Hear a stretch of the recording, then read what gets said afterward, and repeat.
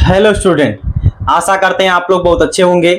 आज के इस ऑनलाइन सेशन में आप लोगों का बहुत बहुत स्वागत है। हम लोग कक्षा 12 के लिए केमिस्ट्री पढ़ रहे हैं, जिसमें लेसन का नाम है सॉल्यूशन यानी कि विलेन। इसके पहले वाले लेक्चर में हम लोग जो मोल फ्रैक्शन होता है, जिसको हम लोग हिंदी में क्या बोलते हैं, मोल प्रभाज बोलते हैं, ये हमने पूरा कवर कर लिया है। पिछले क्लास में हमने इसका कुछ न्यूमेरिकल देखा था। तो आज के इस क्लास में हम लोग अगली टॉपिक पढ़ेंगे जो कि है सॉल्युबिलिटी, जिसको हम लोग क्या बोलते हैं, विलेयता बोलते हैं। यानी कि विलेयता होती क्या है, विलेयता कहते किसे हैं, कितने प्रकार की होती है, आज के इस क्लास में हम यही देखने वाले हैं। बात सबको समझ में आ गई ना? तो पिछला क्लास अगर आप नहीं देखे हैं, अगर आपका मोलरिटी नहीं कंप्लीट है, मोललिटी नहीं कंप्लीट है, मोल फ्रैक्शन नहीं कंप्लीट है, तो आप प्लेलिस्ट में चले जाइए। प्लेलिस्ट बनी हुई है, प्लेलिस्ट में विलेन नाम से लेसन यानी कि विलेन नाम से जो कि प्लेलिस्ट बनी हुई है, उसमें आप लोग जाकर के देख लीजिए। आप लोग का जो भी डाउट है वो क्लियर हो जाएगा, क्योंकि ये विलेन लेसन है, इसमें से ज्यादातर न्यूमेरिकल ही पूछा जाता है। तो आप न्यूमेरिकल जो है कि जाकर के सॉल्व कर लीजिए, हम ज्यादा से ज्यादा न्यूमेरिकल सॉल्व करवाए। ठीक, तो अगर आप केमिस्ट्री के साथ साथ फिजिक्स को भी पढ़ना चाहते हैं तो फिजिक्स का भी हम वीडियो अपलोड करते हैं। प्लेलिस्ट में आप चले जाइए। पहला जो चैप्टर है मापन एवं मात्रक, वो हम डिस्कशन कर रहे हैं, वो हम पढ़ा रहे हैं, तो आप लोग उसको भी जाकर के पढ़ लीजिए। ठीक है ना? तो चलिए अब हम लोग इस वीडियो की शुरुआत करते हैं। तो क्या है सॉल्युबिलिटी, जिसको हम लोग क्या बोलते हैं, विलेयता बोलते हैं। तो विलेयता होती क्या है, विलेयता हम लोग कहते किसे हैं, व्हाट इज सॉल्युबिलिटी, यानी कि स्थिर ताप पर, विलेयता कहते किसे हैं, स्थिर ताप पर किसी विलायक में क्या होगा, स्थिर ताप पर किसी विलायक में घुली हुई विलेय पदार्थ की जो मात्रा होती है वही क्या कहलाती है, उसकी विलेयता कहलाती है। फिर से सुनिए, हमने क्या बोला, स्थिर ताप पर किसी विलायक की निश्चित मात्रा में घुली हुई विलेय पदार्थ की जो मात्रा होती है वही क्या कहलाती है, उसकी विलेयता कहलाती है। यानी कि जैसे हमने यहां पे मान लीजिए कोई पात्र ले लिया है, यहां पे हमने कोई बर्तन ले लिया है, इसका ताप हम लोग क्या कर दिए हैं, फिक्स कर दिए हैं। यानी कि यहां पे जो टेम्परेचर है वो हमने क्या कर दिया है, निश्चित कर दिया है। टेम्परेचर हमने क्या कर दिया है, निश्चित कर दिया है, यानी जो टेम्परेचर इसको हमने फिक्स कर दिया है। ठीक है ना? अब इसमें आप क्या किए हैं, कोई विलायक लिए हैं, मान लीजिए इसमें आपने क्या किया है, कोई विलायक भर दिया है, विलायक। ठीक, इसमें आपने कोई विलायक भर रखा है। अब इस विलायक में जो विलेय है, जो विलेय है, इसकी कितनी मात्रा आपने घोल रखा है वही क्या कहलाएगी, इसकी विलेयता कहलाएगी। बात समझ में आ गई ना? यानी कि स्थिर ताप पर किसी विलायक में विलेय की घुली हुई मात्रा ही क्या कहलाती है, विलेयता कहलाती है, यानी कि सॉल्युबिलिटी कहलाती है। बात समझ में आ गई ना? अब हम लोग देख लेते हैं विलेयता कितने प्रकार की होती है। जैसे देखिए, आपका ठोस की द्रव में विलेयता भी होता है, द्रव की या फिर गैस की द्रव में विलेयता होता है, ठोस की द्रव में विलेयता होता है, ठोस के ठोस में विलेयता होता है। तो ये सब जो कि, लेकिन हम लोग को जो सिलेबस में है, हम लोग को जो पढ़ना है वो पढ़ना है, पहला हम लोग को पढ़ना है ठोस की द्रव में विलेयता पढ़ना है, और दूसरा हम लोग को गैस की द्रव में विलेयता पढ़ना है। बात सबको समझ में आ गया ना? तो ये है आपका जो टॉपिक है, हम लोग ये टॉपिक जो कि पढ़ने वाले हैं। हो सकता है एक आध टॉपिक और इसमें आपको पढ़ना हो, तो आज जो है हम पहली टॉपिक पढ़ेंगे जो कि क्या है, ठोस की द्रव में विलेयता। तो पहली आप हेडिंग लगाएंगे ठोस की द्रव में विलेयता। बात समझ में आ गई ना? यानी कि solubility of solid in liquid. बात समझ में आ गई ना? तो चलिए अब आप लोग पहला प्रकार जो है कि हेडिंग डालिए, पहला प्रकार इसका हेडिंग डालिए, क्या है इसका पहला हम लोग देखेंगे कि क्या है, ठोस की द्रव में विलेयता।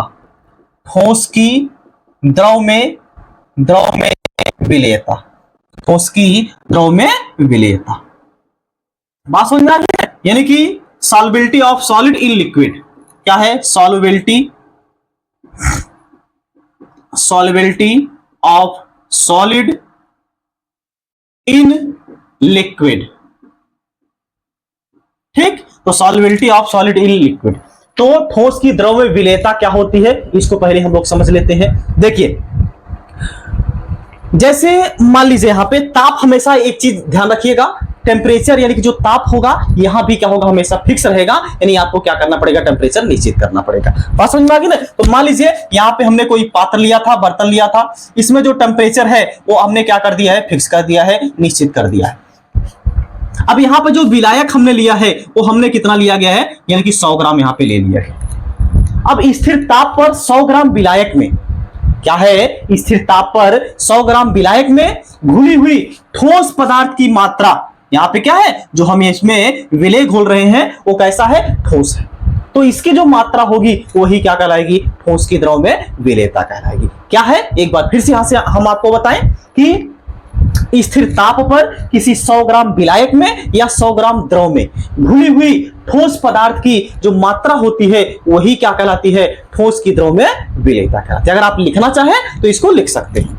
बात समझ में आ गई। एक बार फिर से हम इसको रिपीट करें, क्या है, स्थिर ताप पर 100 ग्राम विलायक में या 100 ग्राम द्रव में घुली हुई विलेय पदार्थ की, और विलेय आपका कैसा होगा, ठोस, या फिर 100 ग्राम विलायक में घुली हुई ठोस पदार्थ की अधिकतम मात्रा ही क्या कहलाती है, ठोस की द्रव में विलेयता कहलाती है। बात सबको समझ में आ गई ना। यानी कि इसमें ठोस आप कितने घोल रखे हैं इस 100 ग्राम विलायक में, वही क्या कहलाएगी, ठोस की द्रव में विलेयता कहलाएगी। बात सबको समझ में आ गई ना। ये चीज आपको ध्यान देना है। अगर आप लिखना चाहें तो हम बोल दिए हैं, उसको आप लोग थोड़ा सा वीडियो को रोक करके आप उसको लिख भी सकते हैं। बात समझ में आ गई। हम लिखेंगे तो वीडियो थोड़ा सा लंबी हो जाएगी और अपलोड होने में, और जो कि टेक्निकल प्रॉब्लम हो जाती है, इसीलिए हम ज्यादा से ज्यादा आप लोग को समझाने का प्रयास करते हैं और बोल देते हैं। अगर आपको लिखना होता है तो आप उसको लिख सकते हैं, अपने नोट्स में जो कि छाप सकते हैं। बात समझ में आ गई। चलिए, तो ये हो गया क्या, ठोस की द्रव में विलेयता। अब देखिए हम लोग को यहां पे पढ़नी है, जो ठोस की द्रव में विलेयता होता है उसको प्रभावित करने वाले कौन कौन से कारक होते हैं। मतलब कि क्या ठोस की द्रव में विलेयता जो है किसी कारक द्वारा प्रभावित हो सकती है, तो इसी को अब हम लोग यहाँ पे देखने वाले हैं। लेकिन उसके पहले इसमें अगर आपको कुछ नोट करना हो तो आप इसको नोट कर लीजिए। हो गया, ओके। चलिए अब हम लोग देख लेते हैं कि जो ठोस की द्रव में विलेयता होती है उसको प्रभावित करने वाले कौन कौन से कारक होते हैं। ठीक है ना। यानी कि क्या है, ठोस की द्रव में विलेयता को प्रभावित करने वाले कारक, ठोस की द्रव में विलेयता को, द्रव में विलेयता को प्रभावित करने वाले कारक, प्रभावित करने वाले कारक, करने वाले कारक। बात समझ में आ गई ना। यानी कि ठोस की द्रव में विलेयता को प्रभावित करने वाले कौन कौन से कारक होते हैं, ये अब यहां पे हम लोग देखने वाले हैं। तो इसमें जो पहला कारक होता है ये होता है विलेय एवं विलायक की प्रकृति। क्या होता है, विलेय एवं विलायक की प्रकृति, एवं विलायक की प्रकृति, प्रकृति। ठीक। तो nature of solute and solvent, nature of solute and solvent, अगर आप इसको लिखना चाहें तो इसको इंग्लिश में भी लिख सकते हैं, यानी कि nature of solute and solvent. यानी कि विलेय एवं विलायक की जो नेचर होता है, प्रकृति होता है, वो जो है कि किसी भी ठोस की द्रव में विलेयता को प्रभावित करता है। कैसे प्रभावित करता है, अब यहां पे हम आपको बताने वाले हैं। एक चीज जरा ध्यान दीजिए, आप हो सकता है पढ़े होंगे, एक होता है ध्रुवीय और एक अध्रुवीय होता है। मतलब कि ध्रुवीय और अध्रुवीय के बारे में आप जानते होंगे। अगर नहीं जानते हैं तो यहां पे हम आपको बता दें, ध्रुवीय जो होता है, ध्रुवीय का मतलब क्या होता है, जिसमें ध्रुव बन सकते हैं। ध्रुव का मतलब पॉजिटिव और निगेटिव, जिसको हम लोग पॉजिटिव और निगेटिव में तोड़ सकते हैं। जो पॉजिटिव और निगेटिव में टूट सकता है, ऐसे पदार्थ को हम लोग क्या बोलते हैं, ध्रुवीय पदार्थ बोलते हैं। और वही दूसरा आपका क्या होता है, अध्रुवीय, जिसको हम लोग आयनों में नहीं तोड़ सकते हैं, जो आयनों में नहीं वियोजित होता है, जो आयनों में नहीं टूटता है, उसको हम लोग क्या बोलते हैं, अध्रुवीय बोलते हैं। जैसे अगर हम बात करें, ये आपका H और Cl, ये यहां पे देखिए H और Cl में अगर देखा जाए, एक है हाइड्रोजन, एक है क्लोरीन। अब दोनों की यहां पे विद्युत ऋणात्मकता क्या है, अलग अलग है। तो विद्युत ऋणात्मकता अलग होने के कारण जो ज्यादा यानी कि इलेक्ट्रोनेगेटिव एलिमेंट होगा, जिसकी विद्युत ऋणात्मकता ज्यादा होती है, वो क्या करता है, इलेक्ट्रॉन को अपनी तरफ आकर्षित कर लेता है। तो यहाँ पे आप जानते हैं जो सिंगल बॉन्ड होता है, इसमें 2 इलेक्ट्रॉन होता है, तो दोनों इलेक्ट्रॉन अपनी तरफ क्लोरीन क्या करेगा, खींच लेगा। तो क्लोरीन पर कौन सा चार्ज आ जाएगा, माइनस का चार्ज आ जाएगा। जो क्या करता है, इलेक्ट्रॉन को लेता है उस पर निगेटिव का चार्ज आता है, और जो इलेक्ट्रॉन को देता है उस पर पॉजिटिव का चार्ज आता है। तो क्लोरीन ने इलेक्ट्रॉन लिया है तो इस पर माइनस का चार्ज आ जाएगा, तो हो जाएगा H प्लस, और यहाँ पे क्या है Cl माइनस। अब देखिए यहाँ पे यह ध्रुव में, यानी कि यहाँ पे ध्रुव बन गया, यानी कि यह पॉजिटिव और निगेटिव में टूट गया। तो जब पॉजिटिव और निगेटिव में टूट जाएगा, ऐसे कंपाउंड को, ऐसे यौगिक को हम लोग क्या बोलते हैं, ध्रुवीय बोलेंगे, जिसको इंग्लिश में क्या बोला जाता है, पोलर बोला जाता है। बात सबको समझ में आ गई। वहीं अगर आप दूसरा एग्जांपल ले, जैसे हमने यहाँ पे ले लिया H2, यानी कि H सिंगल बॉन्ड H। अब यहाँ पे जरा ध्यान दीजिए, जो हाइड्रोजन यानी कि यहाँ भी हाइड्रोजन है और यहाँ भी हाइड्रोजन है, और इसके बीच में यहाँ पे 2 इलेक्ट्रॉन है। अब ये खींचेगा कि ये खींचेगा, दोनों भाई समान इलेक्ट्रोनेगेटिव एलिमेंट है। जितना ताकतवर ये है उतना ताकतवर ये भी है। दोनों यानी कि दोनों की जो इलेक्ट्रोनेगेटिविटी है वो क्या है, सेम है। खींचने की क्षमता दोनों की क्या है, सेम है। तो यहाँ पे ना तो यही खींच पाएगा और ना ही यही खींच पाएगा। तो ऐसे जो कंपाउंड होते हैं, ऐसे जो यौगिक होते हैं, इसको हम लोग क्या बोलते हैं, अध्रुवीय बोलते हैं, जिसको इंग्लिश में क्या बोला जाता है, नॉन पोलर बोला जाता है। यानी कि ये क्या हो गया, ये हो गया पोलर, और ये क्या हो गया, नॉन पोलर हो गया। बात सबको समझ में आ गया ना। ये क्या हो गया, नॉन पोलर हो गया, जिसको हम लोग क्या बोलते हैं, अध्रुवीय, और इसको हम लोग क्या बोलते हैं, ध्रुवीय बोलते हैं। बात सबको समझ में आ गई ना। तो ये आपको याद होना चाहिए। इसको हम लोग हिंदी में ध्रुवीय बोलते हैं, हिंदी में भी हम लिख दे, इसको हम लोग क्या बोलते हैं, हिंदी में ध्रुवीय बोलते हैं, और इसको हम लोग हिंदी में जो है कि बोल देते हैं अध्रुवीय। बात समझ में आ गया। तो ये आपको याद रखना है। अब चलिए इसको थोड़ा सा हम लोग मिटाएंगे, और मिटा करके अब हम लोग देखेंगे विलय एवं विलायक की प्रकृति कैसे डिपेंड करती है, यानी कैसे प्रभावित करती है ठोस की द्रव में विलयता को। ठीक है, चलिए देखिए, जैसे जो ध्रुवीय होता है, जो ध्रुवीय होता है वो हमेशा ध्रुवीय में ही घुलता है। जो ध्रुवीय होता है वो हमेशा ध्रुवीय में ही घुलता है। आप समझ में आ गया ना। और जो अध्रुवीय होगा, जो अध्रुवीय होगा वो हमेशा किस में घुलेगा, अध्रुवीय में ही घुलेगा। बात सबको समझ में आ गई ना। जो ध्रुवीय होगा वो हमेशा ध्रुवीय में घुलेगा, और जो अध्रुवीय होगा वो हमेशा अध्रुवीय में ही घुलेगा। क्योंकि आप जानते हैं कि अपने ही क्या करते हैं, एक अपने को डुबाते हैं।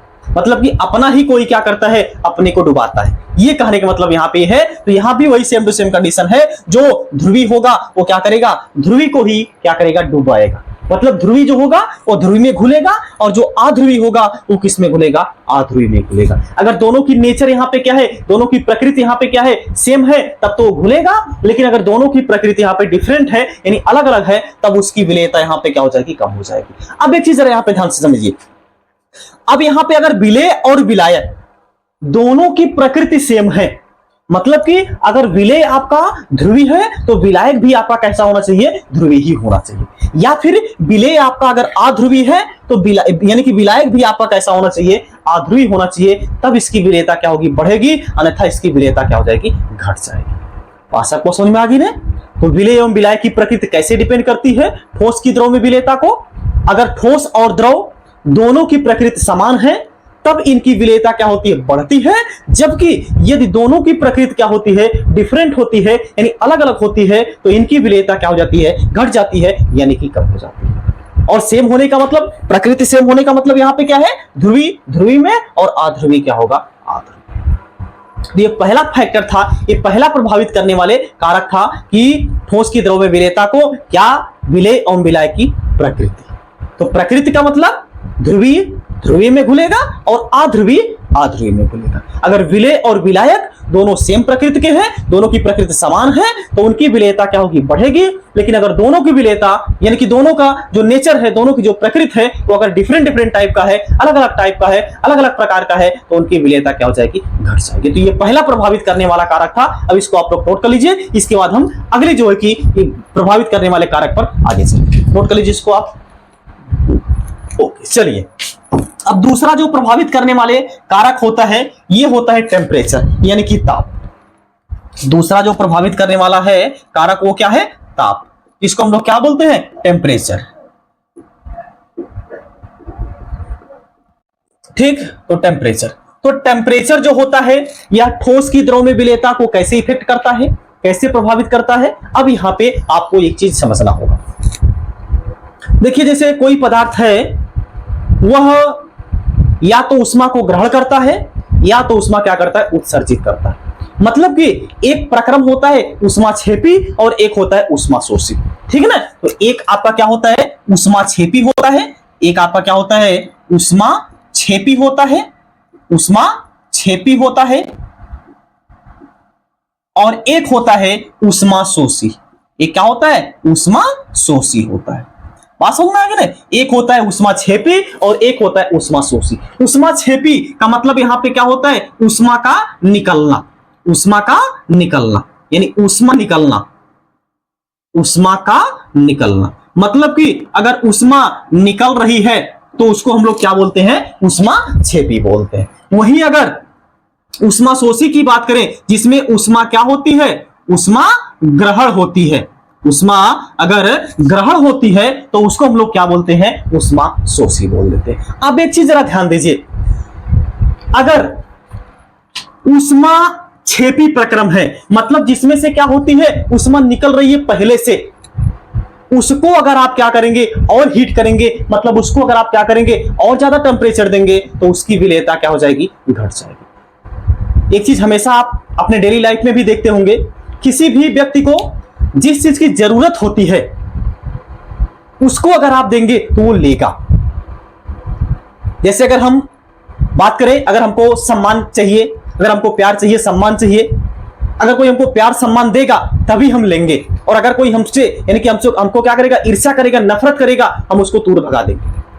क्योंकि हमको सम्मान की जरूरत है, हमको प्यार की जरूरत है, लेकिन कोई दूसरा जो है कि हमको क्या दे रहा है, जो कि यानी कि हर्ट कर रहा है, यानी कि नफरत फैला रहा है, नफरत जो है कि हम यानी कि हमसे कर रहा है, हम उसको कभी भी एक्सेप्ट नहीं करेंगे। तो यहां पे वही हाल है, यहां पे इसको जरूरत क्या होती है, यानी कि यहां पे क्या होती है, ऊष्मा निकलती है, इसको ऊष्मा की जरूरत नहीं होती है, लेकिन फिर भी हम क्या कर रहे हैं, इसको ऊष्मा दे रहे हैं। तो अगर आप ऊष्माक्षेपी प्रक्रम है मतलब जिसमें से ऊष्मा निकल रही है, उसको अगर आप ऊष्मा देना चाहते हैं तो उसकी विलेयता क्या हो जाएगी, घट जाएगी। यानी कि यहां पे अगर देखेंगे तो विलेयता जो होगी, यहां पे अगर हम देखेंगे तो जो विलेयता होगी वो क्या होगी, जो विलेयता होगी वो क्या हो जाएगी, घट जाएगी। क्यों घट जाएगी, क्योंकि वहां पे क्या होती है, खुद ही ऊष्मा निकल रही है, और ऊष्मा वही निकाल रहा है, ऊष्मा किसी को दे रहा है, और आप ऊपर से फिर भी उसमें ठूस ठूस करके ऊष्मा प्रवाहित कर रहे हैं, फिर भी आप उसमें टेम्परेचर बढ़ा रहे हैं। तो अगर आप टेम्परेचर बढ़ा रहे हैं भैया, ये क्या करेगा, ऊष्मा निकाल रहा है पहले से ही, और आप टेम्परेचर दे रहे हैं, एकदम जो है कि गुस्सा आ जाएगा, कहेगा भैया अब तुम दूर ही रहो, हम जो है कि ठोस को कभी भी अपने अंदर नहीं घोल पाएंगे, क्योंकि हम खुद ही ऊष्मा दे रहे हैं और इधर से तुम हमको भी ऊष्मा दे रहे हो, ये कौन सी बात हो गई। समझ में आ गई। तो ये है, अगर ऊष्माक्षेपी प्रक्रम है तो उसमें अगर आप क्या करेंगे, टेम्परेचर का मान क्या कर रहे हैं, बढ़ा रहे हैं, तो उसमें क्या हो जाएगी, विलेयता का मान क्या हो जाएगा, घट जाएगा। इतनी बात सबको क्लियर हो गई ना। चलिए अब यहां पे हम लोग देख लेते हैं, अगर ऊष्माशोषी प्रक्रम है, अगर ऊष्माशोषी प्रक्रम है, अच्छा हाँ, ऊष्माक्षेपी प्रक्रम में जैसे आप क्या करते हैं, आप देख लीजिए कैल्शियम ऑक्साइड को, किसको, कैल्शियम ऑक्साइड को, यानी कि CaO को, इसको अगर आप क्या कर रहे हैं, H2 में डाल रहे हैं, यानी कि अगर आप पानी में डाल रहे हैं, तो ये क्या होता है, एक ऊष्माक्षेपी प्रक्रम है। यहां से क्या होती है, खुद ही हीट निकलती है। आप देखे होंगे जब घर की पुताई करने के लिए चूने को पानी में डाला जाता है, वहां से हीट निकलती है, वहां से ऊष्मा निकलती है, वो बॉयल करने लगता है, यानी उबलने लगता है। तो ये क्या है, ऊष्मा उसमें से निकल रही है, हीट उसमें से निकल रही है, तो ये कैसा प्रक्रम हो गया, ऊष्माक्षेपी प्रक्रम हो गया। तो यहाँ पे अगर आप क्या करेंगे, टेम्परेचर का मान बढ़ाएंगे, उसकी विलेयता, जैसे आपका क्या है, कैल्शियम ऑक्साइड है, ये क्या है, ठोस है, इसको अगर आप पानी में घोलना चाह रहे हैं और ऊपर से अगर आप क्या कर रहे हैं, टेम्परेचर बढ़ा रहे हैं, इसकी विलेयता क्या हो जाएगी, घट जाएगी। क्यों घट जाएगी, क्योंकि यह क्या होता है, एक प्रकार का ऊष्माक्षेपी प्रक्रम होता है, इसमें से खुद ही ऊष्मा निकलती है। बात सबको समझ में आ गई। चलिए अब यहाँ पर दूसरा क्या होता है, ऊष्माशोषी, मतलब जिसमें क्या होती है, ऊष्मा ग्रहण होती है। जब ऊष्मा ग्रहण होती है, जिसको ऊष्मा चाहिए, जिसको जिस चीज की जरूरत पड़ेगी, उसको अगर आप देंगे तो जाहिर सी बात है क्या करेगा, एक्सेप्ट करेगा, यानी कि लेगा। तो यहाँ पे अगर आप देखेंगे तो जो विलेयता होगी वो क्या होगी, वो बढ़ेगी। जो विलेयता होगी वो क्या होगी, यहाँ पे भैया बढ़ जाएगी, यानी कि इंक्रीज कर जाएगी। मतलब कि अगर ऊष्माक्षेपी प्रक्रम है, उसमें अगर आप क्या करें, टेम्परेचर का मान बढ़ा रहे हैं, तो उसकी विलेयता क्या हो जाती है, घट जाती है। लेकिन अगर ऊष्माशोषी प्रक्रम होता है तो वहां पे अगर आप टेम्परेचर क्या करेंगे, बढ़ाएंगे, तो मतलब यहाँ पे विलेयता क्या हो जाएगी, बढ़ जाएगी। ठीक है ना। अगर हम टी का मान यहाँ पे क्या कर रहे हैं, बढ़ा रहे हैं। बात समझ में आ गई ना। यहाँ पे हम क्या कर रहे हैं, टी का मान क्या कर रहे हैं, बढ़ा रहे हैं। इतनी बात सबको क्लियर होगी ना। ये है आपका टेम्परेचर का इफेक्ट, यानी कि ताप का प्रभाव। इसको आप लोग नोट कर लीजिए। इसके बाद हम एक आखिरी पॉइंट जो कि प्रेशर है यानी कि दाब है, उसको यहाँ पे हम आपको बताएं कि दाब जो होता है ठोस की द्रव में विलेयता को प्रभावित करता है कि नहीं करता है, प्रभावित करता है तो कैसे करता है, क्यों करता है, ये अब यहाँ पे आपको बताने वाले हैं। लेकिन उससे पहले आप लोग इसको नोट कर लीजिए। हो गया? ओके, चलिए अब यहाँ पे जो आखिरी पॉइंट है वो क्या है? दाब का प्रभाव। तीसरा जो होगा वो क्या होगा? दाब का प्रभाव। दाब का प्रभाव यानी कि इफेक्ट ऑफ प्रेशर। क्या होगा? Effect of pressure. Effect of pressure.